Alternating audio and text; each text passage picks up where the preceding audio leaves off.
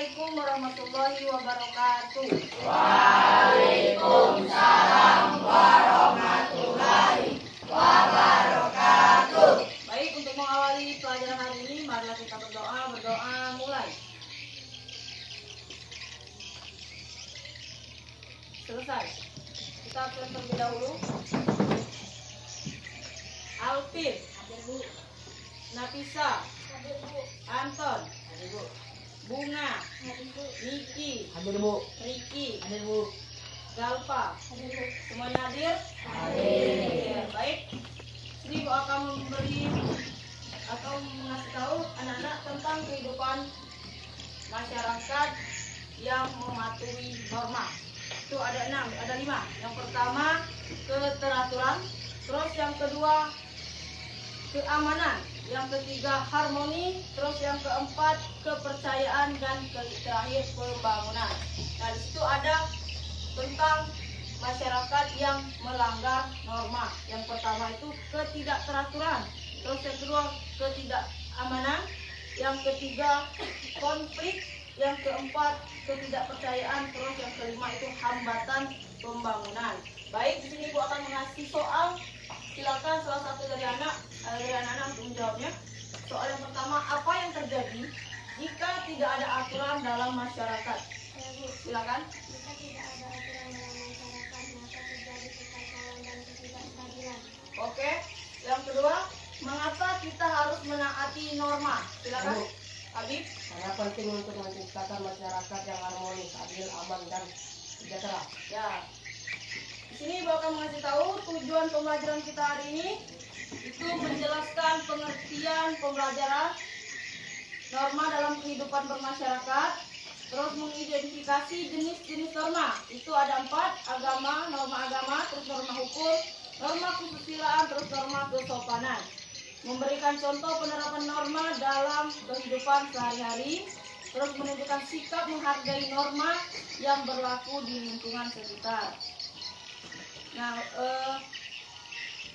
tujuannya itu agar memahami pentingnya norma sebagai pedoman untuk kehidupan bermasyarakat dan bernegara, serta mampu menunjukkan perilaku yang sesuai dengan nilai-nilai norma di lingkungan sosial. Nah, di sini Ibu minta salah satu dari anak untuk membacakan teks atau artikel tentang norma dalam kehidupan bermasyarakat. Silakan, siapa? Silakan. Norma adalah aturan atau pedoman yang mengatur perilaku manusia dalam masyarakat. Keberadaan norma sangat penting karena berfungsi sebagai landasan terciptanya ketertiban, keamanan, dan keadilan. Norma hadir dalam berbagai bentuk, mulai dari aturan tidak tertulis seperti adat istiadat dan kesopanan, hingga aturan tertulis seperti hukum dan peraturan berupa perundangan. Dalam kehidupan sehari-hari, kita menjumpai berbagai jenis norma yang mengatur interaksi sosial. Norma agama mengatur hubungan manusia dalam keluarga dan bersama. Norma kesuliaan mengatur perilaku moral dan etika. Norma kesopanan mengatur tata cara berprestasi yang baik, dan norma hukum mengatur tindakan yang sesuai dengan undang-undang. Ya, itulah tadi teks atau artikel tentang singkat norma-norma dalam kehidupan masyarakat. Sekarang kita kasih soal, silakan jawab. Apa yang kamu pahami tentang norma? Silakan ingin jawab. Silakan. Norma adalah aturan, standar, atau pedoman yang mengatur perilaku manusia dalam suatu kelompok atau masyarakat. Soal yang kedua, apa akibat yang terjadi jika seseorang melanggar norma di masyarakat? Silakan. Silakan, Flora. 1. Sanksi sosial, 2. Sanksi hukum, 3. Sanksi moral, 4. pemukulan, dan 5. Kerusakan reputasi. Yang ketiga, menurutmu mengapa norma paling penting dalam kehidupan sehari-hari? Ayo, Silakan, Arya. karena menciptakan keteraturan, menjaga keamanan, memfasilitasi interaksi sosial, membangun kepercayaan, melindungi hak individu. Ya, baik. Di sini kita akan membentuk kelompok yang Ibu bagi menjadi 4 kelompok ya. Kelompok pertama Bunga, terus Flora, Niki, Riki, silakan di sini kelompok pertama. Kelompok kedua, Cahaya, Asifa, Galpa, dan Anton. Kelompok tiga, Amora, Nafisa, Alvin, dan Aisyah. Silakan sini kelompok tiga, Nazril. Kelompok empat di situ, Abib, Arya, Rizky, dan Putra.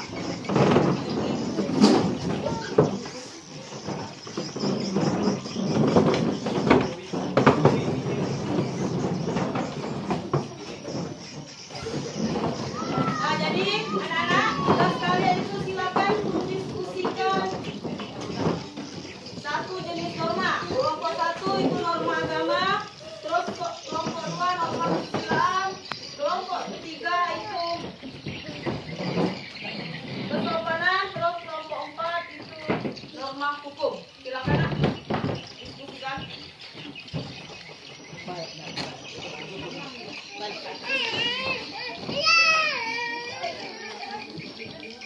Silakan.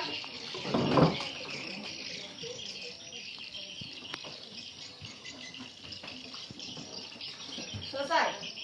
Sekarang ibu minta dari masing-masing kelompok itu membacakan apa norma agama. Silakan dari kelompok satu berdiri.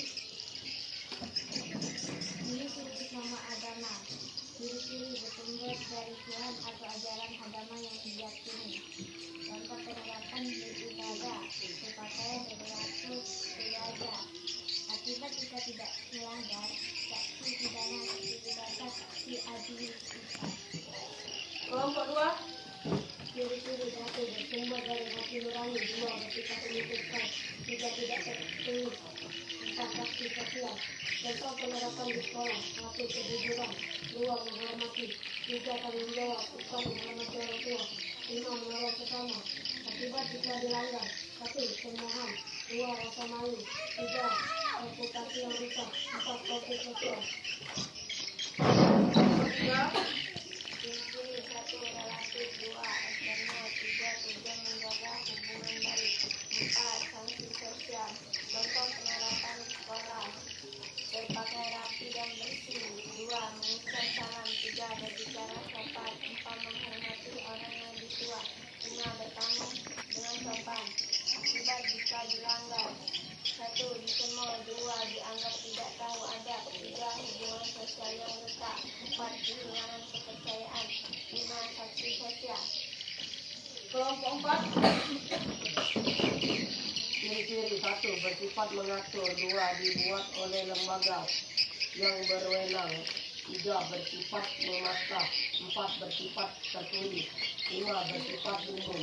Contoh penerapan di sekolah masyarakat, satu tata tertib sekolah, dua larangan mencontoh, tiga tidak melakukan kekerasan, empat menghormati guru dan staf, lima menjaga fasilitas, enam mematuhi rambut, memotong rambut, enam lalu lintas, tujuh membayar pajak.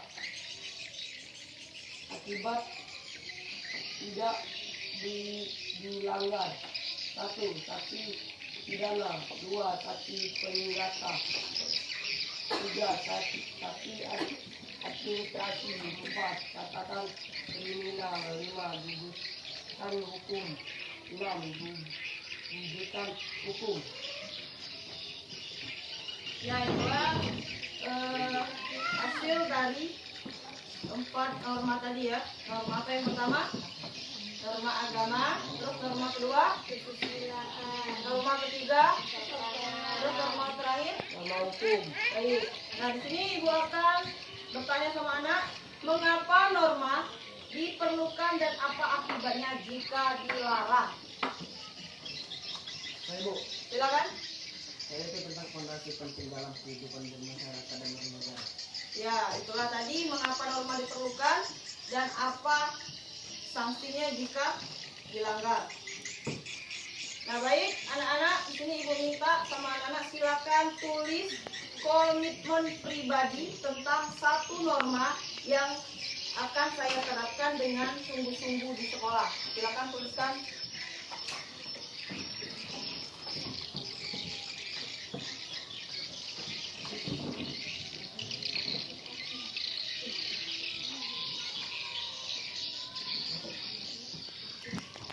Selesai?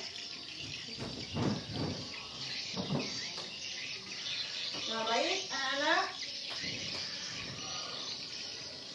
Sekarang Ibu minta salah satu dari siswa untuk menjawab satu norma yang akan saya terapkan dengan sungguh-sungguh di sekolah. Silakan, Anton. Lalu hati kepala dua. Pemakaian ngabdi dan sesuai aturan. Ya, itulah tadi norma yang diterapkan di sekolah. Nah, sekarang Ibu kasih apresiasi untuk anak-anak. Alhamdulillah sudah bagus dalam berdiskusi.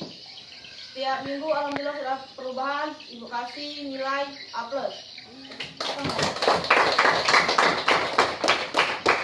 Nah, baik anak-anak, sebelum Ibu menutup pelajaran hari ini, Ibu ingin bertanya terlebih dahulu, apa pelajaran paling penting pada hari ini? Silakan siapa yang jawab?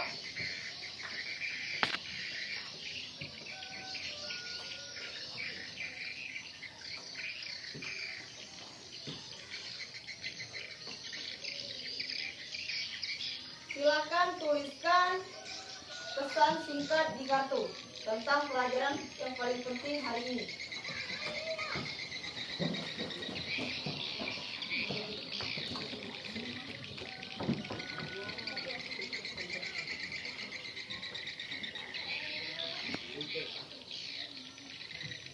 Selesai? Nah, jadi di sini Ibu kasih kesimpulan tentang pelajaran kita hari ini. Norma adalah aturan yang mengikat masyarakat, berfungsi sebagai pedoman perilaku untuk mewujudkan ketertiban, mencegah konflik dan menciptakan keharmonisan dalam kehidupan bersama. Itulah kesimpulan kita pada hari ini. Nah, baik anak-anak, dengan mentaati norma, kita bukan hanya menjadi warga yang baik, tetapi juga bisa menjadi teman yang baik. Nah, sebelum pulang Ibu kasih dulu soal untuk dikerjakan di rumah. Kita kumpul di minggu depan, di pertemuan depannya ya. Silakan dicatat. Silakan cari satu berita atau peristiwa yang menggambarkan pelanggaran norma dan menuliskan akibatnya. Itu soal untuk minggu depan ya. Silakan dicari. Sudah? Sudah. Oke, baiklah anak-anak, silakan buku sama penanya disimpan.